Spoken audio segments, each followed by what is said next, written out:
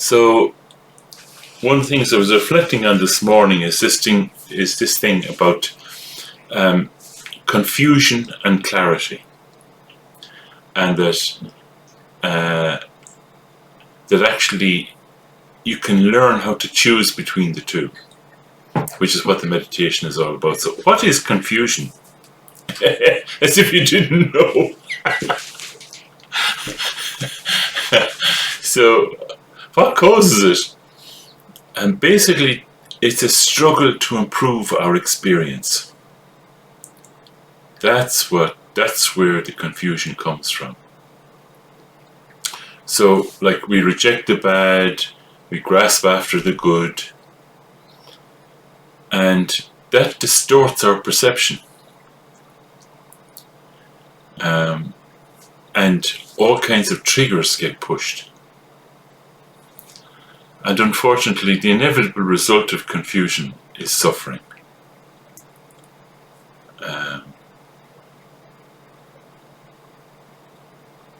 And in many ways, like, usually we can keep our stuff together, usually, but whenever we suffer, you can actually trace its origin to this confusion. I don't mean suffer in terms of encountering undesirable things. I don't mean it that way, because, like, we've already looked into the whole kind of thing that there's no such thing as a harmful feeling. So I don't mean suffering in the way of not encountering unpleasant things or losing beautiful things. It's the suffering that comes about from confusion, from actions that come about because of the confusion. Do we act out of confusion? So obviously the one that we want is clarity, which is like seeing clearly. So basically it means not rejecting any feeling. Don't reject. You see, it's when you reject, that's when the confusion sets in. And not grasping after nice things. You're just feeling. And it's interesting. The fragility of pleasant situations in some ways makes them more intense. I don't know if you probably get what I mean. So, when you have clarity, acting appropriately becomes possible. And that's what I'm going to talk a little bit about at the end, about the Tonglen practice. And so, meditation, if you look at it, the meditation that we do is actually a training in clarity. And it's not a special clarity, not a kind of a ooh kind of clarity. Something very ordinary. Just being present. It's release from all the confusion.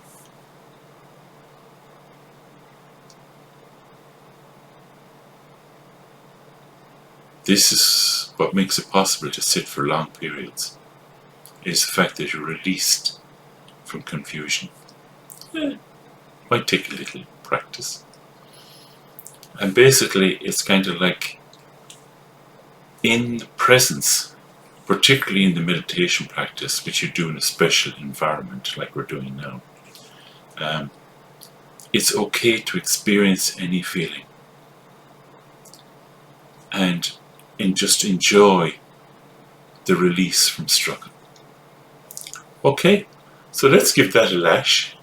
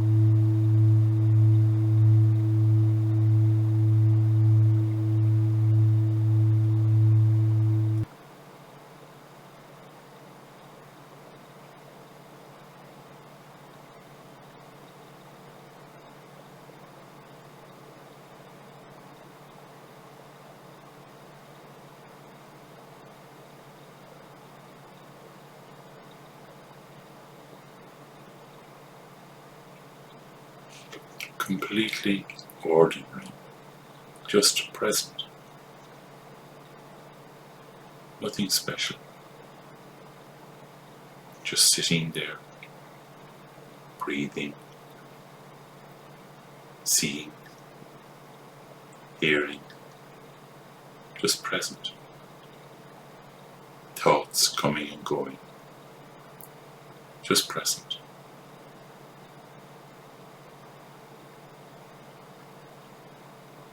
Really simple. No struggle.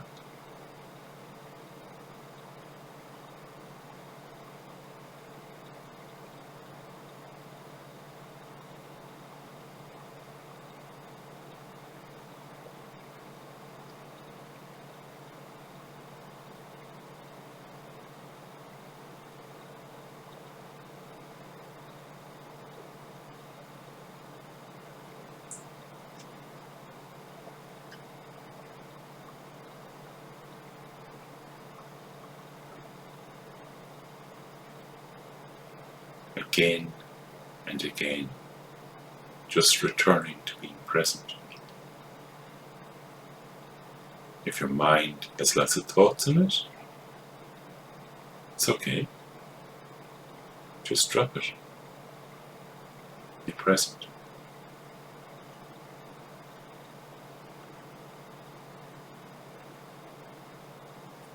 Doesn't matter that thoughts come.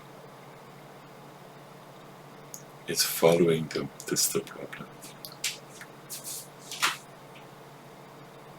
Just being present.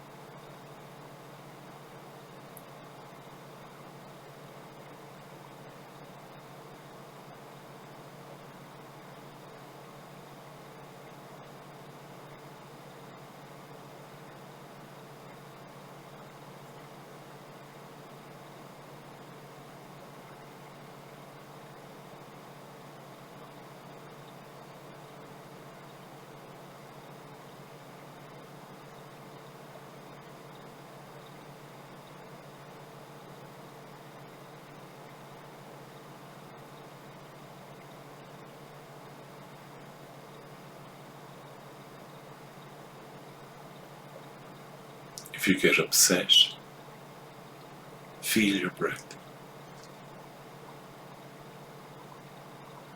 It brings you into the present. And then just let go.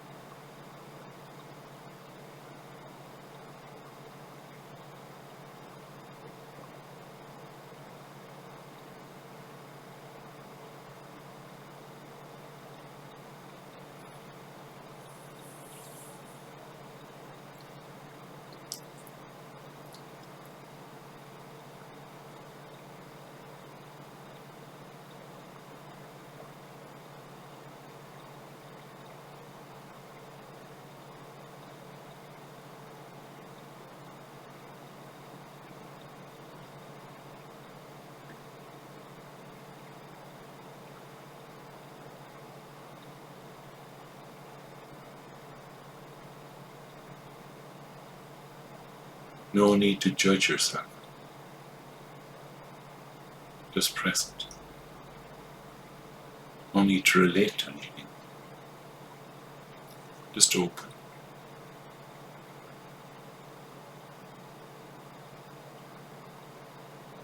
Nothing going on.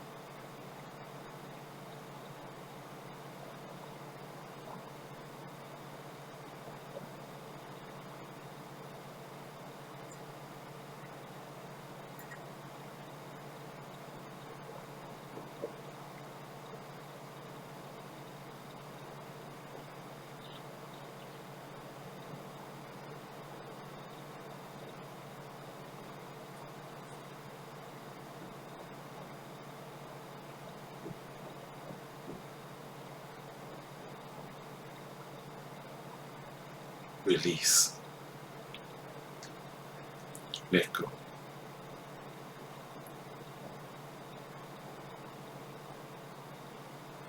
So simple.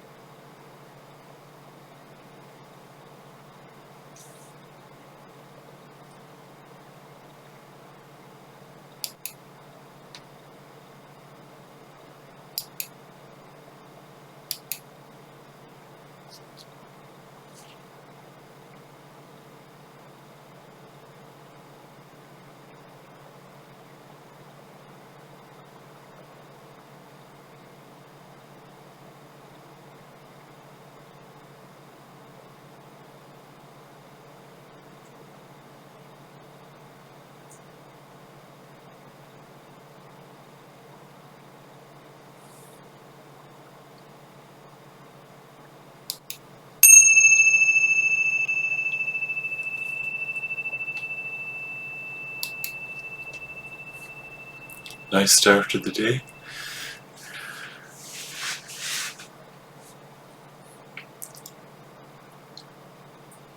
Thing that's very hard to explain is not following after your thoughts, you know. I find that very difficult to communicate um, because you think you're stopping or something, you know. It's not that, you see. It's that, you know, like when your thought comes, you know, and it grabs you, you know. Um, you might think, oh, I must do nothing. That's not quite right, you see. If the thought comes and grabs you, then you let go.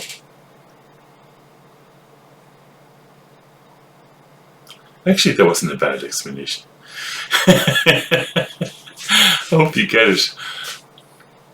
Okay. So I'm going to say a little bit, I say goodbye to anyone who has their shopping to do and all that kind of stuff. And I say a little bit about the hells.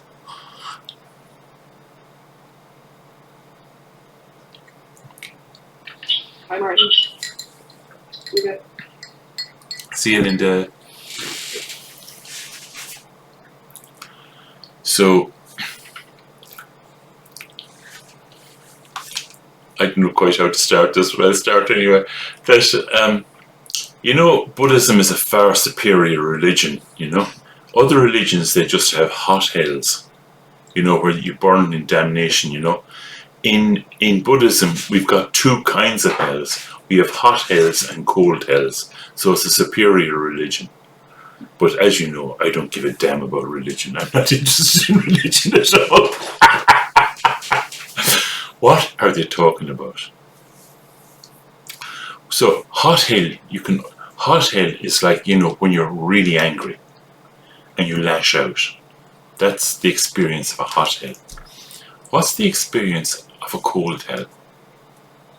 Experience of a cold hell is, I'm not talking to you. Withdrawal. Cold. Do you understand? No, we do this ourselves. Right?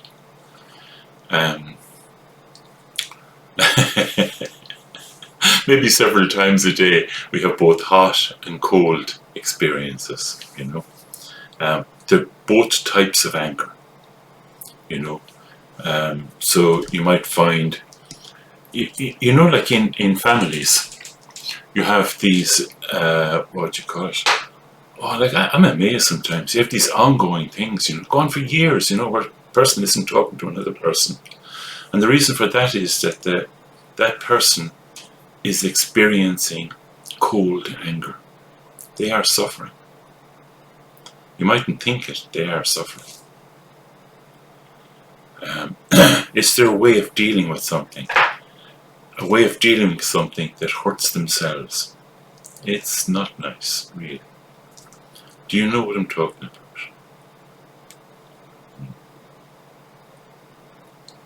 So what can you do? I think the Tonglen practice myself, I think that is brilliant. I think it's been watered down so much. But actually, with the Tonglen practice, just to give you an example of what you do is, you think of this person that's having difficulty with you. It's interesting. You're probably okay. Do you understand? You're probably fine. But they have some take on you. They have some history. They have some hurt. Some deep hurt. And a judgment of you.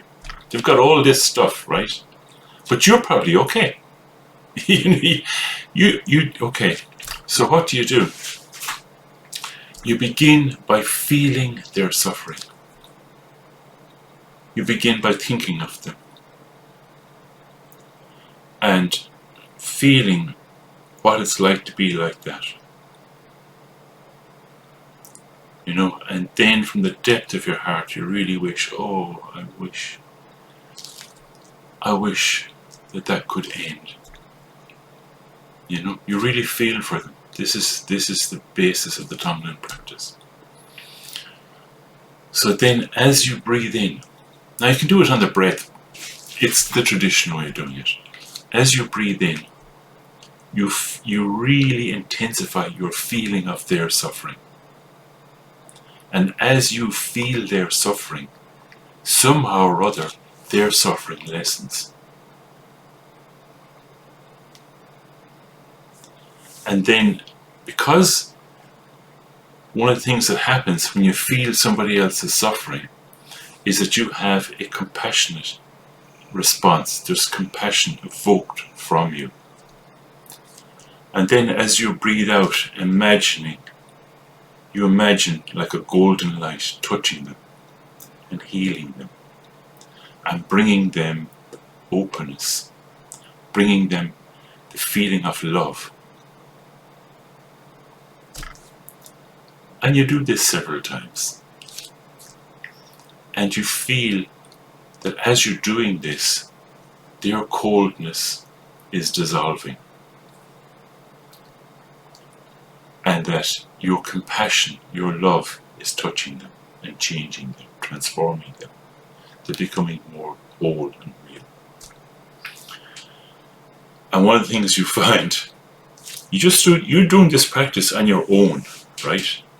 You're not ringing them up on the phone and saying, I'm practicing Tonglen for you, you better improve.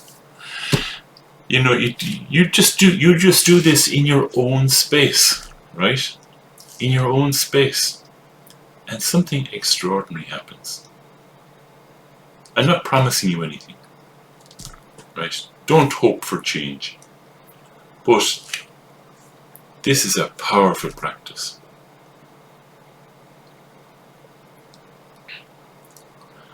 And when you finish the practice, you just kind of feel, may all the cold anger in the world dissolve. May happiness touch all those people. May they let go of their bitterness. May they let go of their hurt. Okay. I think it's very, very good for the cold anger, especially. You know, the person mightn't even remember. This is the thing about Sean loved this one. This is the thing about the eight consciousnesses, is the person might not even remember why they feel that hostility towards you. They might even know what caused it, but it's there, it's a habit, it's a hurt that they are holding on to. As you breathe in, and you feel, you experience their hurt leaving, dissolving into you, sparking tremendous compassion, glowing golden light, bliss, happiness, transformation. Okay, that's it. Any questions?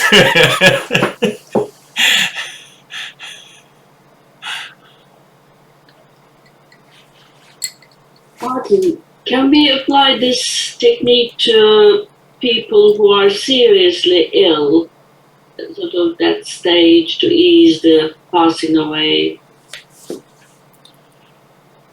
Yes. Yes, definitely. It is, you know the history of the Tonglen practice. First of all, practiced with lepers because the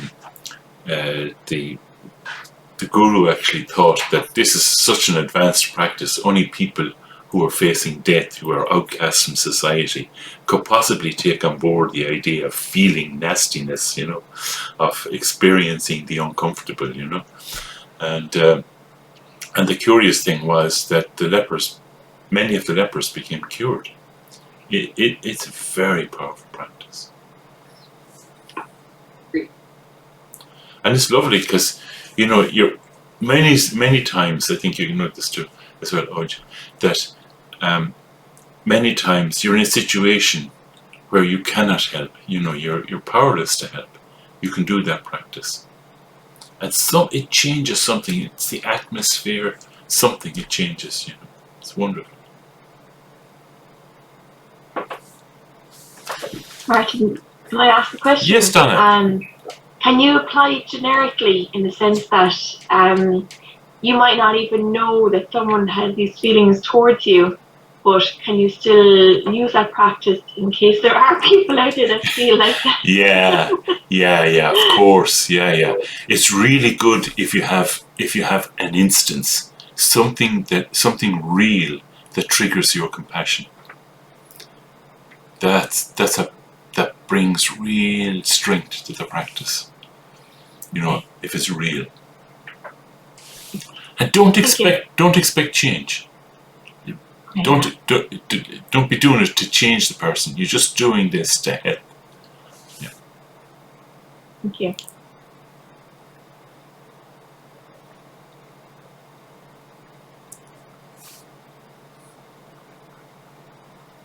Martin, last Saturday, I watched it afterwards. It was very, very good. I don't remember it at all. Was it? Oh, was it that about the release? It was about this effort to change things, and it's the struggle that causes the suffering. You know, there's a thing I've been trying to explain is this thing about release, you know. And I keep hitting on it, as you might notice. I keep hitting on it because it's like this feeling of being really well. You know, you experience it when we sit, you know. This experience of just being yourself, of being okay, of just being, you know, simply being. And that's actually the antidote to distraction. Just resting in being, resting in presence. Otherwise, there's an uncomfortableness that's all the time poking at you, saying, you know, this, you know, some kind of measurement going on with yourself. Am I practicing properly? No. You know, all that kind of stuff, you know. It's just that's I don't know, I'm having a go at explaining it. I think you get it a little bit, yeah. Release.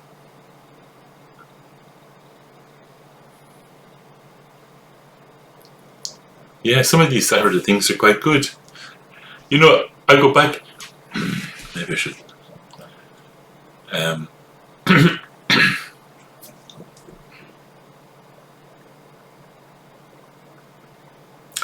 Like, I'm just an ordinary person. Admittedly, I've been following this stuff for a while, but I got no special qualities or whatever, you know. And yet, when we come together and I start explaining whatever, like, stuff comes out that I didn't know that I knew. You know? It's something, the atmosphere we create together is quite special.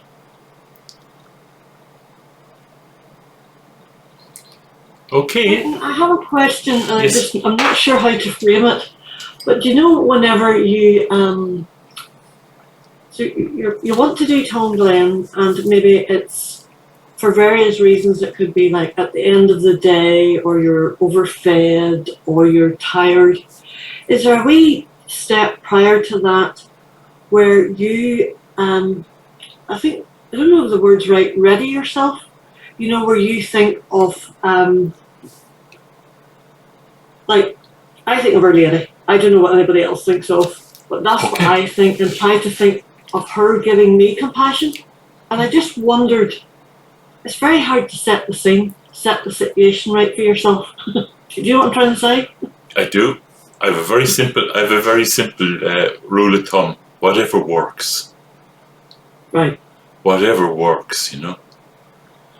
Yeah. That's the thing. Like for me, it's just for me, just speaking personally, it's just feel my breath. 2 breaths. Okay. Be present. You're in different space. Yeah. You know? Okay. But like all those other things work. I'm not saying not to do them. Our Lady, Buddha, Padmasambhava, you know. There's a mantra.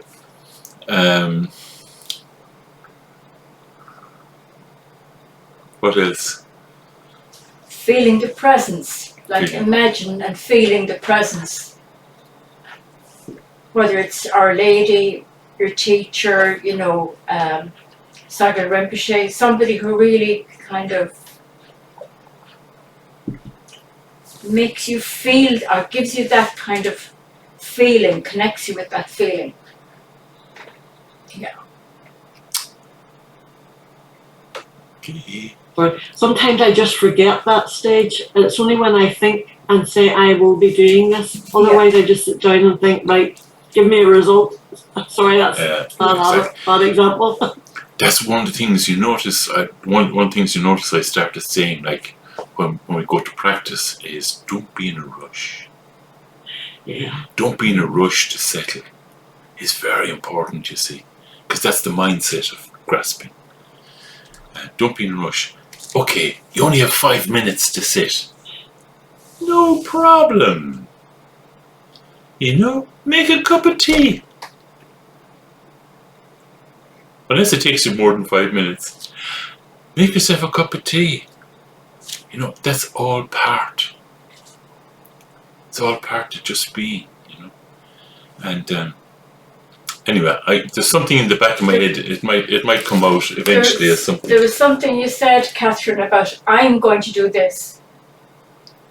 Okay, when you invoke help from whatever source, it takes the I'm going to do this out of it.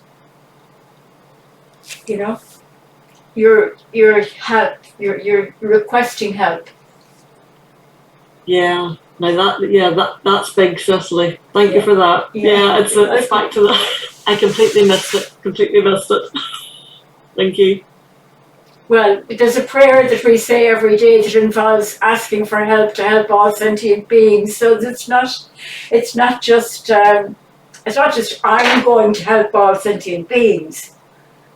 You know, because that's a pure setup. You know, it really is. It's ego magnified because it's religiosity, pious, God knows, you know. Yeah. Sorry for the reference there to God knows, but it's true. It's like it's just spiritual materialism, the book by Chogyam Trungpa kind of explains a lot about I being. Okay. Yeah. You see, I knew there was something fundamentally that I was missing, but I just, it was niggling me, and I could not see it. Yeah. Thank you. Yeah. Like when you're present, just no I. It's just you. Yeah. 100% you. I just wanted to say as well, I know this feeling. You are tired or just in not a very open space, and you're aware of some other person's suffering or cold anger or what they're going through. But then I think if one isn't in a nourished space, either through invocation or through giving yourself this space to be actually tired and feel it, or just giving yourself this space, and even breathing in the uncomfortableness of it, and that you are affected, and I think that already helps. And then one can just a little bit just send out, or send out is wrong, but feel the other person's hurt, and then, like Martin said, to the breath, be in touch with that, and then just the golden light comes. No, what I was saying, what I wanted to say is just simply that the sense of releasing and not being trapped in one's own sense of responsibility, or this ego is so important. Otherwise, it gets so painful too, and one gets overwhelmed with empathy. It becomes all about, it's everything gets a big knot, and then one has to actually give oneself space in that place and release. Yeah, I'm just thinking loud because,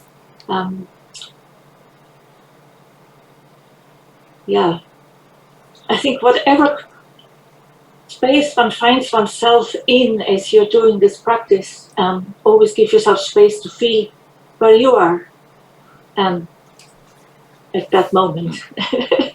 Otherwise it gets such an idea of Tonglen and it can be then quite just like rote prayers, without meaning, I can do it. Okay.